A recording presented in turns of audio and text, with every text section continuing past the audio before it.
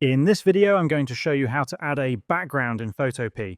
To begin, you first need to import the image to which you want to add a background. Click on the File option at the top of your screen, then select Open, and choose the image that currently has no background or the image behind which you want to place a new background.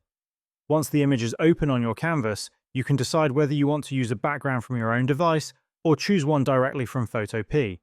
If you already have a background image saved on your device, click again on the File option in the top left corner and select Open and Place. Locate the background image on your computer and open it. If you only see the background image on the canvas, that means the background layer is currently placed above your main image. To fix this, go to the Layers panel on the right side of the screen and simply drag the background layer below your main image layer so it sits behind it.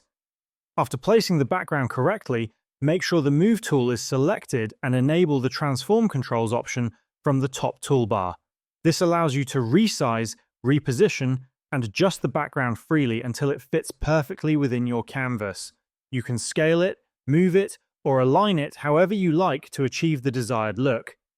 If you do not have a background image of your own and want to use one from Photopea, click on the Window option at the top of the screen, hover over More, and then select Gallery.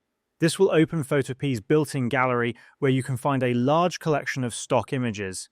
Use the search bar, type the word background, and press Enter. You will see many images that you can use as backgrounds. Click on any image you like and it will be imported as a new layer. Once the new background is added, you can remove any old background layer by selecting it and pressing Delete. Make sure Transform Controls are enabled again so you can adjust the new background to fit your canvas properly.